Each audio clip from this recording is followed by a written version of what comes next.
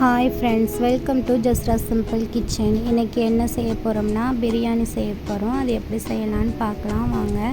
இன்றைக்கி 1 கிலோ அரிசியில் தான் பிரியாணி செய்ய போகிறோம். அதுக்கு 1 கிலோ கறி எடுத்துக்கிட்டாச்சு. 1 கிலோ அரிசி, அதுக்கு தேவையான பொருள் எல்லாமே கட் பண்ணி வச்சாச்சு. இன்றைக்கி எங்கள் அம்மா தான் பிரியாணி செய்ய போகிறாங்க. எப்படி செய்யலான்னு பார்க்கலாம் வாங்க.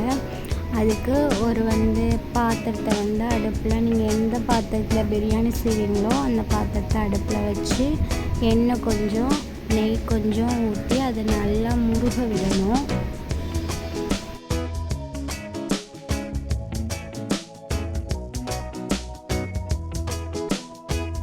இப்போ எண்ணெய் நல்லா சூடேறி வந்துருச்சு. அதுக்கப்புறம் பட்டை, கிராம்பு, ஏலக்காய், அன்னாச்சி பூ, அப்புறம் பிரிஞ்சி இலை இதெல்லாமே எடுத்து வச்சுருக்கோம். இதெல்லாமே 1 by 1 ஆட் பண்ணிக்கலாம். ஆட் பண்ணி நல்லா பொரிய விடணும். அதோட வாசம் நல்லா வரணும்.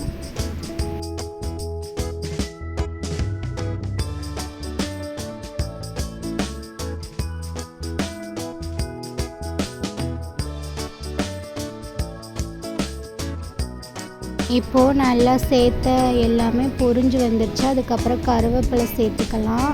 அதுக்கப்புறம் ஆனியன் சேர்த்துக்கலாம். ஆனியன் கட் பண்ணி வச்சுருக்கதை நம்ம சேர்த்துக்கிறோம். அது நல்லா கண்ணாடி பதம் வர்ற அளவுக்கு நம்மளுக்கு வதங்கி வரணும். அது வரையும் நல்லா வதக்கிக்கிறலாம். இன்றைக்கி 1 கிலோ அரிசியில் தான் பிரியாணி செய்ய போகிறோம். 1 கிலோ அரிசிக்கு 1/4 கிலோ வெங்காயம் எடுத்துக்கிறோங்க. அதே மாதிரி 1/4 கிலோ தக்காளி, தேவையான அளவு உங்கள் காரத்துக்கு ஏற்ப பச்சை மிளகாய் எடுத்துக்கோங்க. கருவேப்பிலை, கொத்தமல்லி எல்லாமே உங்களுக்கு தேவைக்கேற்ப எடுத்துக்கோங்க. இப்போ வெங்காயம் வதங்குறதுக்கு உப்பு போட்டுக்கலாம். நான் கல் உப்பு தான் போடுறேன். கல் உப்பு போட்டால் இப்பயே போட்டால் நல்லா கரைஞ்சி வந்துடும். அதுக்கப்புறம் தக்காளி ஆட் பண்ணி நல்லா மசிகிற அளவுக்கு நல்லா கிண்டி விடலாம். நல்லா தக்காளி மசிஞ்சு வரணும். அப்போ தான் பிரியாணி நல்லா இருக்கும்.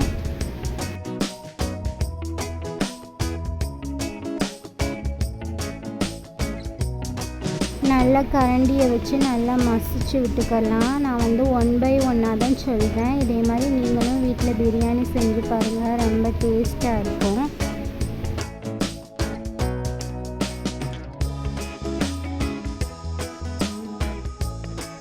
இப்போ நல்லா மசிஞ்சு வந்துருச்சு. நாங்கள் ரம்பையில் முன்னாடியே போட்டுக்கணும், மறந்துட்டேன். இப்போ தான் ஆட் பண்ணிக்கிறோம். அதுக்கப்புறம் கொத்தமல்லி, கருவேப்பிலை இதெல்லாம் எடுத்து வச்சுருந்தோம்னா அதையும் சேர்த்து நல்லா கிளறி விட்டுக்கலாம்.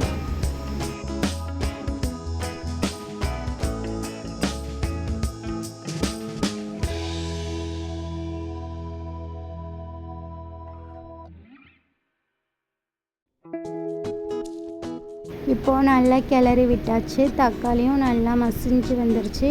சைடில் முட்டையும் வேக போட்டாச்சு. அதுக்கப்புறம் இஞ்சி பூண்டு பேஸ்ட் சேர்த்துக்கோங்க. சேர்த்து அதோட பச்சை வடை போகிற அளவுக்கு நல்லா வதக்கணும். கிளறி விட்டுகிட்டே இருங்க. இஞ்சி பூண்டு சேர்த்ததுக்கப்புறம் அடி பிடிக்கும். ஏன்னா நம்ம குவான்டிட்டி அதிகமாக செய்வோம்ல, அதனால் அடி பிடிக்கும். அதனால் நல்லா கை விடாமல் கிளறி விட்டுக்கிட்டே இருக்கணும்.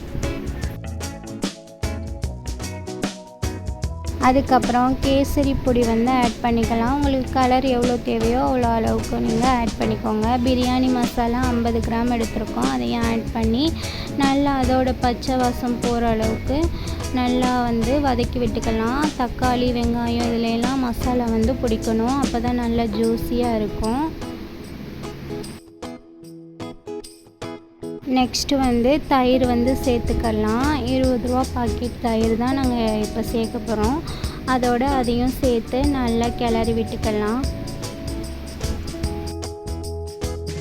கிளறி விட்ட பின்னாடி எலுமிச்சைப்பழம் 1 எடுத்து வச்சுருக்கோம். அதை நல்லா புழிஞ்சு விட்டுக்கலாம்.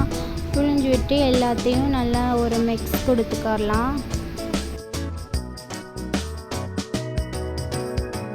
இப்போ எலுமிச்சைப்பழம் சேர்த்ததுக்கப்புறம் சிக்கனையும் ஆட் பண்ணிக்கலாம். சிக்கனை எல்லாத்தையும் போட்டு நல்லா கிளறி விட்டுறணும். மசாலா அந்த சிக்கனில் பிடிக்கணும். அந்தளவுக்கு நல்லா கிளறி விட்டுக்கோங்க.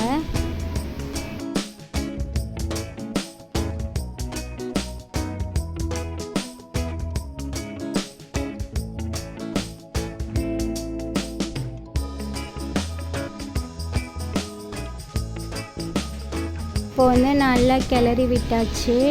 நீங்கள் வந்து கிளறி விட்டுக்கிட்டே தான் இருக்கணும். ஏன்னா இனிமேல் வந்து அடி பிடிக்கும். அதனால் வந்து நம்ம அரிசி சேர்த்தாலுமே கிளறி விட்டுக்கிட்டே தான் இருக்கணும்.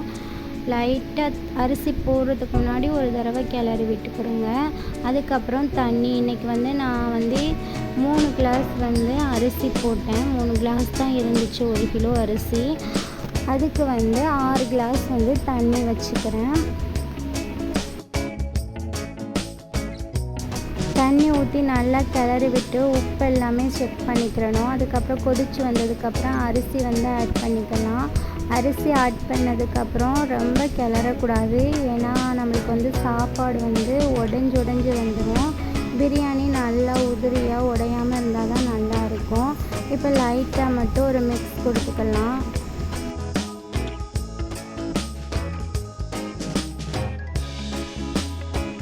இப்போ வந்து கொஞ்சம் வந்து வெந்து வந்துருச்சு.